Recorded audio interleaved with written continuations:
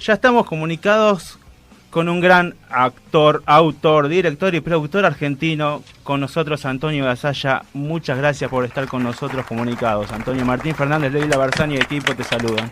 Muchas gracias, ¿qué tal? ¿Cómo les va? Buenas noches, Muy buenas noches, Buenas Antonio. noches para todos. ¿Cómo estás hoy, por ejemplo, a días de ya? Creo que está confirmado que vas a estar con Susana, está todo arreglado, ¿no es así? Sí, lo que pasa es que va a debutar a finales del mes que viene.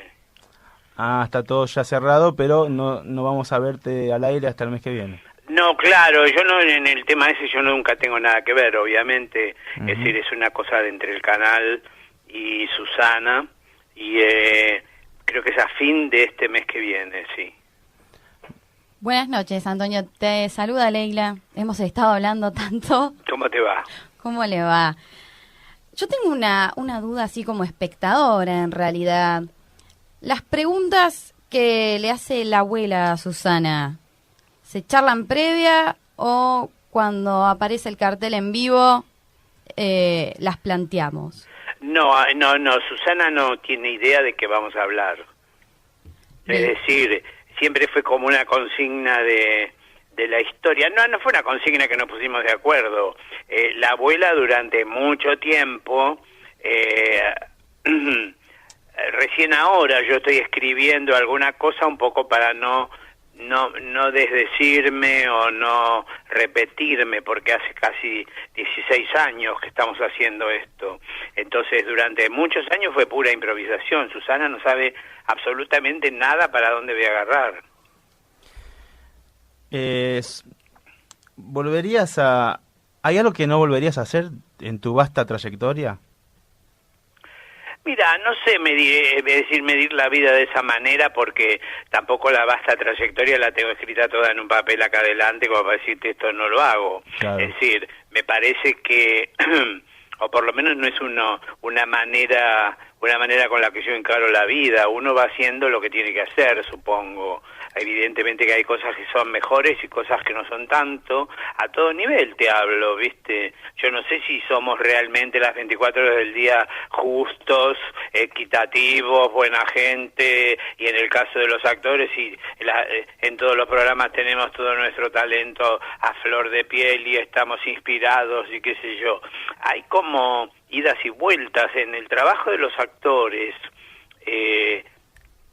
Por más que estés ensayado o no, hay una situación que es el momento en que estás actuando, que eso no lo manejamos del todo, ¿viste? Sobre todo haciendo humor.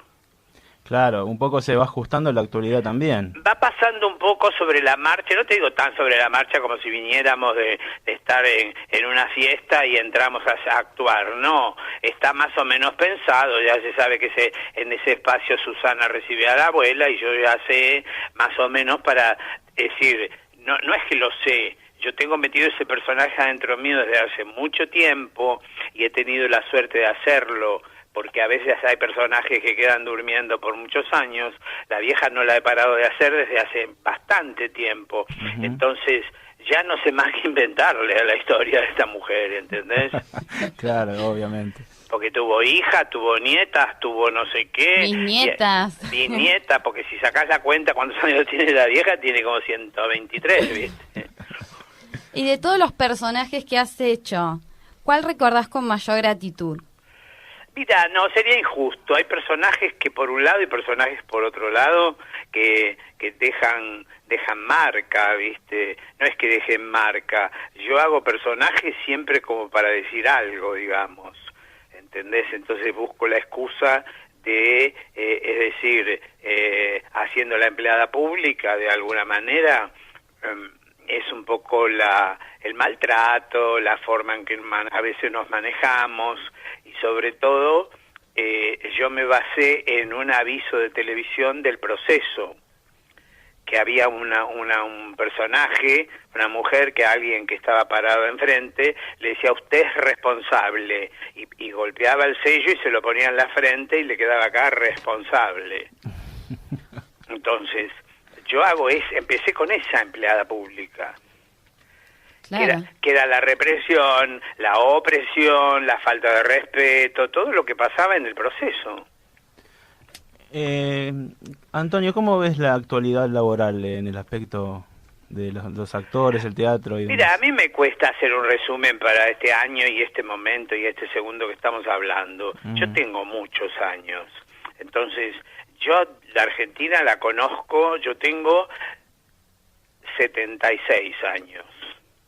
Quiere decir que yo nací con Hitler en Alemania, ¿entendés? Estaba la Segunda Guerra Mundial y entonces era otra la vida, era otro el mundo y también era otra la forma en que a uno lo recibía un matrimonio de mis padres eran argentinos pero hijos de inmigrantes y bueno, nací yo, después nació mi hermano, después nací yo y los padres, vos pensás que no había jardín de infantes, por ejemplo, entonces hasta los 6 años que iba a ser primer inferior, mirá el nombre del grado a donde te mandaban, primero inferior, para que no se te ocurra que estás en primero, no.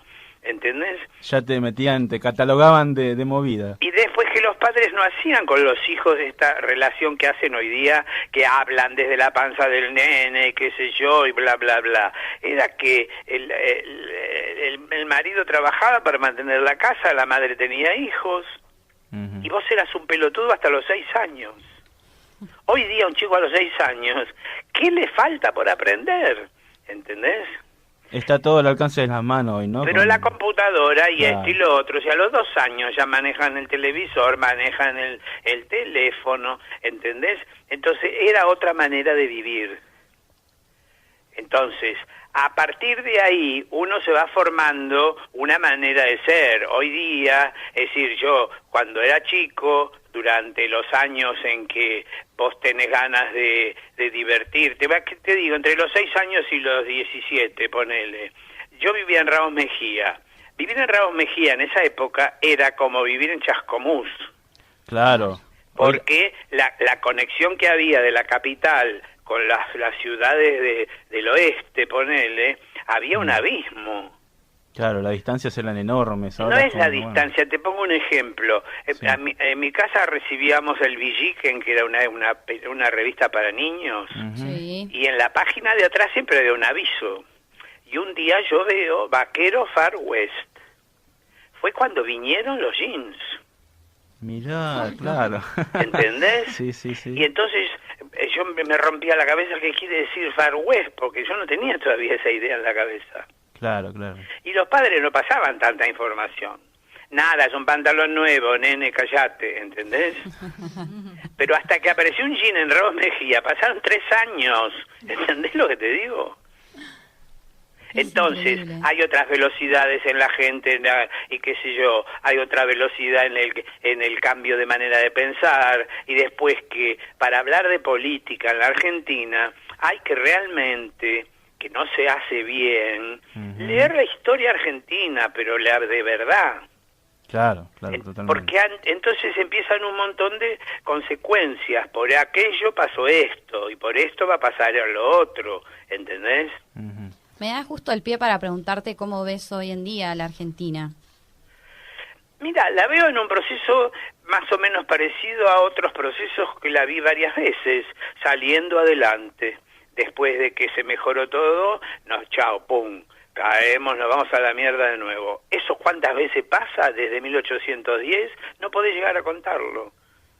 Las veces que a Argentina le va bien y después viene la crisis, es siempre.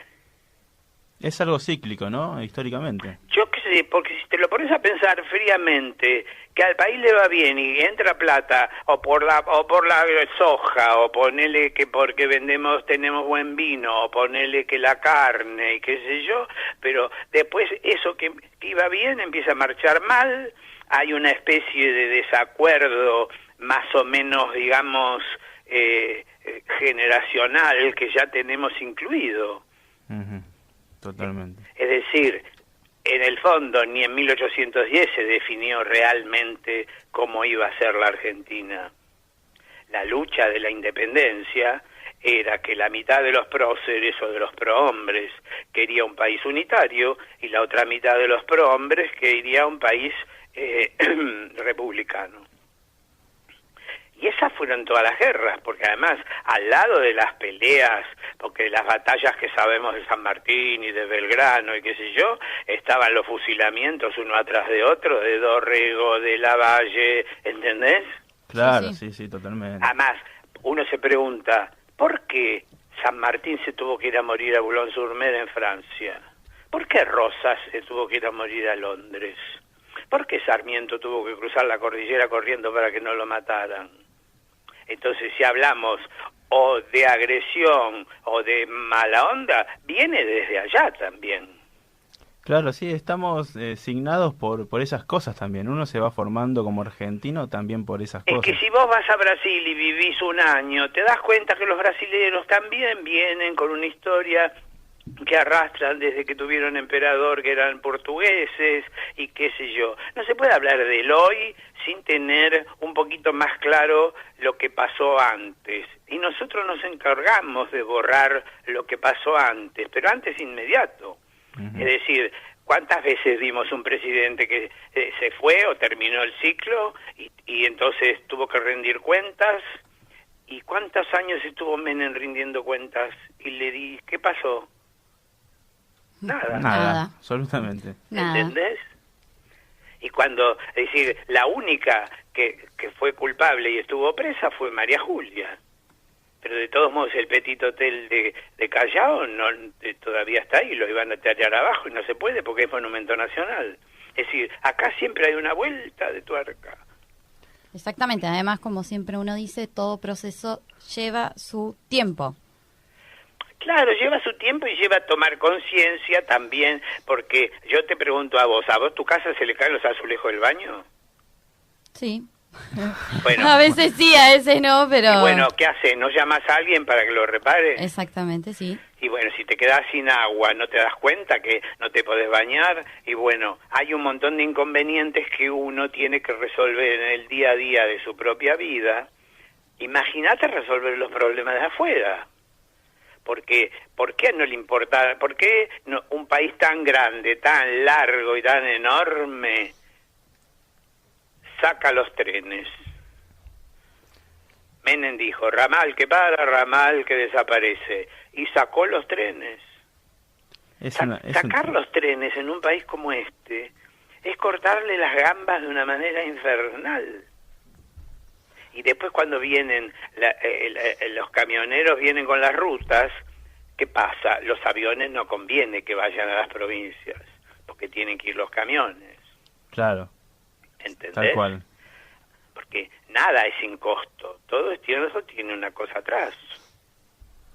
Estamos constantemente aprendiendo y como borrando con el codo lo que se hizo y volviendo a hacerlo de nuevo. Pero ¿sabes por qué? Porque miramos nada más que para adelante y no nos importa. Hay que mirar un poquito para atrás y no creerse las versiones, porque nosotros somos el éxito caminando los argentinos, porque cada vez que uno te habla, no, vamos para adelante y vamos a tener un país maravilloso y ya está todo arreglado, ¿entendés? Sí, eso es cierto. Bueno, y después yo te hago una pregunta. Sí. ¿Cuántos partidos políticos tiene la Argentina?